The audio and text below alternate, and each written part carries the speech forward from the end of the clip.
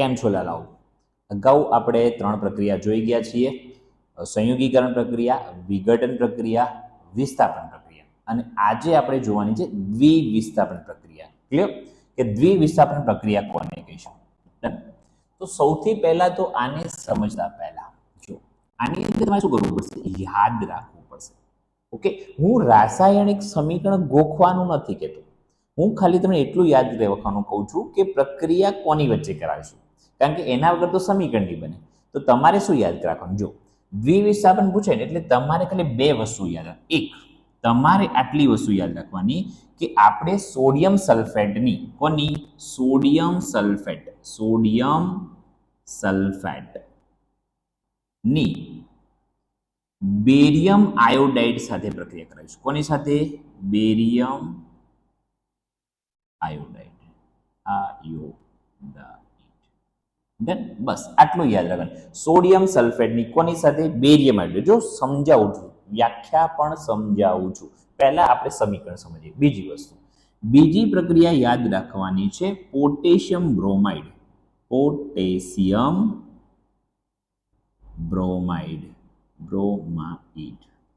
આની પ્રક્રિયા same barium iodide સાથે.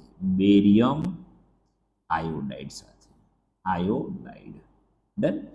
નિપજ શું મળશે? નિપજ તો તમે જાતે કહેશો, બરાબર છે, ગોખવાનું નથી. પેલા જો સમજવાનું છે. અહીંયા શું થાય છે? જો હવે શું કરું? જો હું થોડું આને એક મિનિટ અહીંયા આપજો.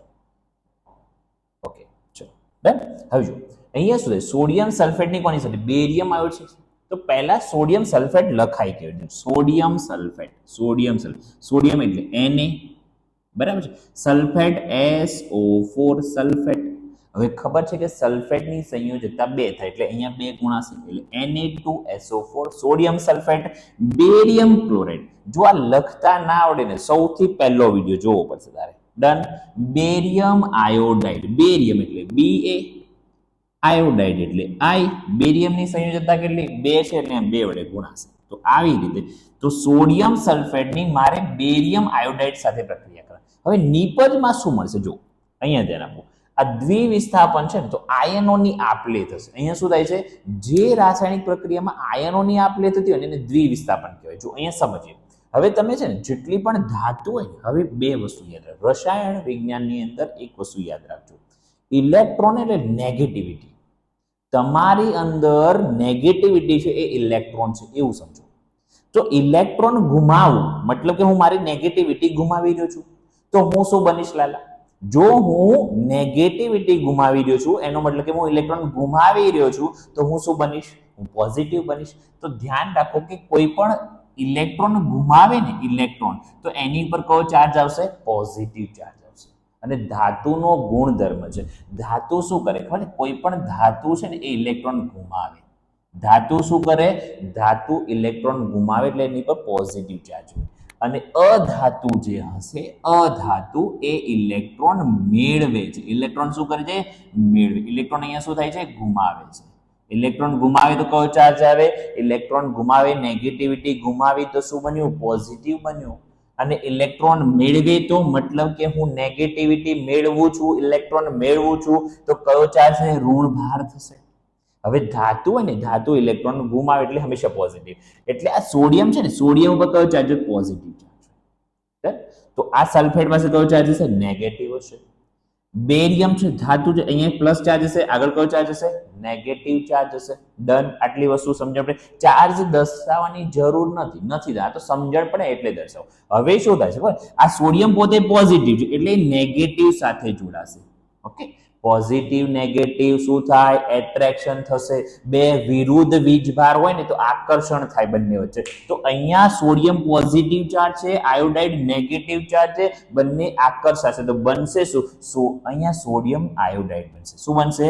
સોડિયમ. આ સોડિયમ છે આની જોડે જોડાશે તો શું બનશે? Sodium iodide, Na. Okay, done. ચલો હવે જો બીજી વસ્તુ કે બુકની અંદર અહીંયા બેરિયમ ક્લોરાઇડ આપ્યું, ચિંતા નહીં કર, એ પણ કરાવું છું. અહીંયા બેરિયમ ક્લોરાઇડ આપ્યું છે, બેરિયમ ક્લોરાઇડ પણ કરીશું. ચલો હવે જો આ બેરિયમ છે ને, હવે પોઝિટિવ તો એ કોની સાથે? સલ્ફેટ સાથે જોડાય તો બનશે શું? Barium sulphate. શું બની ગયું? Barium sulphate, BaSO4. આવી રીતે સમજણ પડે કે ના પડે લાલા? હવે જો તો સેમ વસ્તુ અહીંયા સમજીએ. આ પોટેશિયમ બ્રોમાઇડ, તો કે potassium bromide Br potassium bromide. Barium iodide, barium એટલે Ba, આયોડાઇડ એટલે I. અહીંયા બેરિયમની સંયોજકતા 2 છે એટલે અહીંયા કેટલા વડે ગુણાશે? 2. તો હવે શું થશે? હવે ખ્યાલ આવી ગયો કે આ પોઝિટિવ, આ નેગેટિવ, આ પોઝિટિવ નેગેટિવ આયનોની આપ-લે થશે. આ બેરિયમ છે ને, બેરિયમ આની સાથે જોડાશે તો શું બનશે? Barium bromide BaBr2, BaBr2 barium bromide. અને આ કે છે ને એ આયોડાઇડ છે એટલે Ki બનશે. શું થશે? Potassium iodide. સમજણ પડે કે ના પડે લાલા?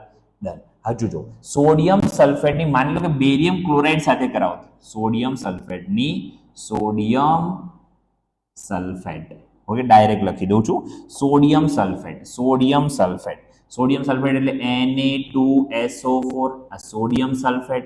એની કોની સાથે? બેરિયમ ક્લોરાઇડ સાથે, બેરિયમ આયોડાઇડ નહીં, બેરિયમ ક્લોરાઇડ. તો બેરિયમ એટલે Ba, ક્લોરાઇડ એટલે Cl, પણ બેરિયમની સંયોજકતા 2 એટલે અહીંયા 2 વડે ગુણાય, બેરિયમ ક્લોરાઇડ બન્યું. હવે અહીંયા શું થાય? જો અહીંયા હંમેશા જ્યારે બે સંયોજનો છે ને, અહીંયા બે સંયોજનો છે તો આયનોની આપ-લે થશે. અહીંયા શું થશે? આયનોની આપ-લે. તો આ બેરિયમ છે એ સલ્ફેટ સાથે જોડાશે અને સોડિયમ છે કોની સાથે? ક્લોરીન સાથે જોડાશે. આયનોની આપ-લે થશે, અદલા બદલી થઈ જશે. તો બનશે શું? Barium sulphate. અહીંયા બની ગયું BaSO4, બેરિયમ સલ્ફેટ પ્લસ આ સોડિયમ છે એ ક્લોરીન સાથે જોડાશે તો બનશે શું? NaCl. ડન. આ કેવી રીતે જોડાય? તો યાદ રાખો, પહેલું પોઝિટિવ, બીજું નેગેટિવ, પોઝિટિવ નેગેટિવ. તો પોઝિટિવ નેગેટિવ છે ને, તો આ બાજુનો પોઝિટિવ સામેવાળા નેગેટિવ સાથે જોડાશે, સામેવાળાનો નેગેટિવ આના પોઝિટિવ સાથે જોડાશે. ક્લિયર? એટલે આયનોની શું થશે? આપ-લે થશે. જે રાસાયણિક પ્રક્રિયામાં આયનોની લાલા આપ-લે થાય ને એને દ્વિવિસ્થાપન પ્રક્રિયા કહેવાય. કેવી પ્રક્રિયા કહેવાય? દ્વિવિસ્થાપન. હવે વ્યાખ્યા લખું છું. જો વ્યાખ્યા શું થશે કે જે રાસાયણિક પ્રક્રિયામાં, આને નીકાળી, જે રાસાયણિક પ્રક્રિયામાં, જે રાસાયણિક પ્રક્રિયામાં શું થતું હોય? આયનોની આપ-લે, આયનોની આપ-લે થતી હોય, આપ-લે થતી હોય તેવી પ્રક્રિયાને દ્વિવિસ્થાપન પ્રક્રિયા, તેવી પ્રક્રિયા શું? દ્વિવિસ્થાપન પ્રક્રિયા કહે છે. તેવી પ્રક્રિયાને દ્વિવિસ્થાપન પ્રક્રિયા કહે છે. સમજ પડે કે ના પડે? તો પહેલા વ્યાખ્યા ક્લિયર કરી કે દ્વિવિસ્થાપન પ્રક્રિયા એટલે શું? આયનોની આપ-લે થાય. જે રાસાયણિક પ્રક્રિયામાં આયનોની આપ-લે, અહીંયા સોડિયમ હતો તો એ ક્લોરાઇડ છોડી તો અહીંયા આપ-લે થઈ. આ બેરિયમ હતો એ સામે જોડાયો તો અહીંયા સામે આયનની આપ-લે થઈ. તો બે પ્રક્રિયકો વચ્ચે શું થાય છે? બે પ્રક્રિયકો વચ્ચે આયનોની આપ-લે થાય છે. તો એવી પ્રક્રિયાને કઈ પ્રક્રિયા કહેવાય? દ્વિવિસ્થાપન. તો અહીંયા લખવું હોય તો લખે, જે રાસાયણિક પ્રક્રિયામાં બે પ્રક્રિયકો વચ્ચે, અહીંયા આવું લખવું હોય તો બી લખી શકાય, બે પ્રક્રિયકો વચ્ચે આયનોની આપ-લે થતી હોય. જે રાસાયણિક પ્રક્રિયામાં બે પ્રક્રિયકો વચ્ચે આયનોની આપ-લે થતી હોય તેવી પ્રક્રિયાને કઈ પ્રક્રિયા કહેવામાં આવે છે? દ્વિવિસ્થાપન પ્રક્રિયા કહે છે. ઉદાહરણમાં શું યાદ રાખવાનું? પરીક્ષાની અંદર ઉદાહરણ જલ્દી યાદ નહીં, તો યાદ શું રાખવાનું? સોડિયમ સલ્ફેટની બેરિયમ ક્લોરાઇડ સાથે પ્રક્રિયા. ગોખવાનું નથી. સોડિયમ સલ્ફેટ લખતા આવડે જ છે, બેરિયમ ક્લોરાઇડ લખતા આવડે છે, ગોખવાની જરૂર નથી. હવે બરાબર. પોટેશિયમ બ્રોમાઇડની બેરિયમ આયોડાઇડ સાથે, ખાલી આટલું યાદ રાખવાનું છે. આ બે વસ્તુ કે મારે પ્રક્રિયા આની સાથે કરાવવાની છે, બસ આટલી વસ્તુ યાદ રાખવાની છે. ડન. હવે બીજી વસ્તુ અહીંયા શું થાય? જો અહીંયા છે ને આ સોડિયમ ક્લોરાઇડ છે ને એ તો જલીય દ્રાવણ છે, એ તો દ્રાવ્ય થઈ જાય, પણ આ બેરિયમ સલ્ફેટ છે ને, બેરિયમ સલ્ફેટ આ અદ્રાવ્ય રહે છે, અદ્રાવ્ય એટલે એ દ્રાવણમાં નીચે બેસી જાય છે. મેં એરો ડાઉન કર્યો છે એટલે એ તળિયે જમા થાય છે, ડિઝોલ્વ નથી થતું, એ દ્રાવ્ય થતું નથી, અદ્રાવ્ય રહે છે. આ દ્રાવ્ય થઈ જાય છે પણ આ દ્રાવ્ય થતું નથી, નીચે બેસી જાય છે. તો અહીંયા એક બીજી પ્રક્રિયા પડે છે. જો કે જે રાસાયણિક પ્રક્રિયા આ છે ને આ અદ્રાવ્ય છે, આ શું છે? અદ્રાવ્ય અવક્ષેપન છે, અવક્ષેપન. અદ્રાવ્ય અવક્ષેપન છે. આ પણ શું છે? આ પણ અદ્રાવ્ય અવક્ષેપન છે, અવક્ષેપન. તો હવે જો અલગથી સમજાવું તને અવક્ષેપન પ્રક્રિયા તો શું છે. હમણાં આપણે ઉદાહરણ લીધું દ્વિવિસ્થાપનની અંદર જ એક બીજો પ્રકાર પડે છે. જો શું કર્યું તું, સોડિયમ સલ્ફેટ લીધું તું સર, Na2SO4 સોડિયમ સલ્ફેટ લીધું તું, એની કોની સાથે બેરિયમ ક્લોરાઇડ સાથે barium chloride BaCl2 barium chloride આયના. તો હવે આયનોની આપ-લે થાય. જો આ સોડિયમ છે ને ક્લોરાઇડ સાથે જોડાશે કારણ કે આ પોઝિટિવ છે આ નેગેટિવ છે, આ પોઝિટિવ છે આ નેગેટિવ. તો આ પોઝિટિવ ઓબ્વિયસલી વસ્તુ છે નેગેટિવ સાથે જોડાશે તો NaCl બનશે. શું બનશે? NaCl. વિડિયો આખા જુઓ. પહેલી વસ્તુ ખાસ ધ્યાન રાખવાનું. હવે જો બેરિયમ છે ને સલ્ફેટ સાથે જોડાય તો બનશે શું? Barium sulphate BaSO4 barium sulphate બન્યું. તો અહીંયા આયનોની આપ-લે થઈ એટલે આ દ્વિવિસ્થાપન પ્રક્રિયા છે. વાત સાચી.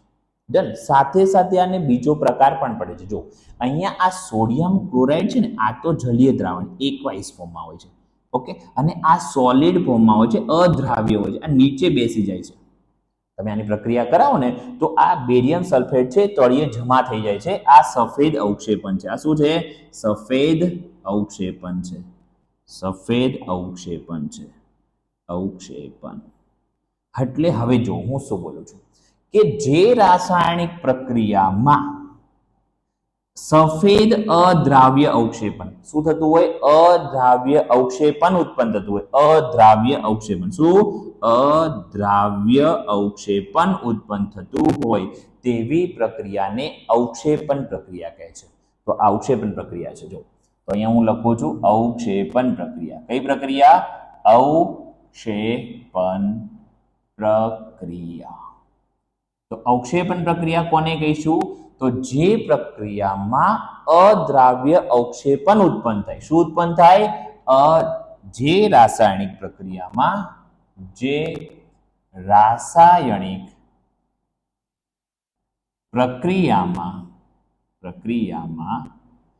અદ્રાવ્ય અવક્ષેપન. કેવું? અદ્રાવ્ય. ઓગળશે નહીં. અદ્રાવ્ય અવક્ષેપન ઉત્પન્ન થાય તેવી પ્રક્રિયાને શું કહેવામાં આવે છે? અવક્ષેપન પ્રક્રિયા કહે છે. અવક્ષેપન પ્રક્રિયા કહે છે. ડન લાલા. નામથી જો અવક્ષેપન પરીક્ષામાં પૂછાયું અવક્ષેપન પ્રક્રિયા એટલે શું? તો સિમ્પલ કે જે રાસાયણિક પ્રક્રિયામાં અદ્રાવ્ય ઓગળશે નહીં અદ્રાવ્ય અવક્ષેપન ઉત્પન્ન થાય તેવી પ્રક્રિયાને અવક્ષેપન પ્રક્રિયા કહે છે. બીજી વસ્તુ જો ખાસ કે અહીંયા જે દ્વિવિસ્થાપનમાં જે ઉદાહરણ લખ્યા હોય આના આ જ ઉદાહરણ ક્યાં આવશે? અવક્ષેપન પ્રક્રિયામાં. દ્વિવિસ્થાપનના જે પણ ઉદાહરણો છે એ બધા ક્યાં લખી દેવાના? અવક્ષેપનમાં લખી દેવાના. એટલે એ થઈ ગયું અવક્ષેપન પ્રક્રિયા. ડન છે? હા યા ના લાલા? ખબર પડે છે કે નહીં? બરાબર. તો આવા જ વિડીયો માટે ચેનલને સબસ્ક્રાઇબ કરી રાખજે અને બેલ આઇકોન ક્લિક કરી દેજે જેથી મારા નવા વિડીયોની અપડેટ તને મળતી રહે. હવે બસ 2-3 પ્રક્રિયાઓ બાકી છે. આ ચેપ્ટર સંપૂર્ણ પૂરું થઈ જશે. Okay, thank you. આવી રીતે સપોર્ટ કરતા રહો. આભાર તમારો.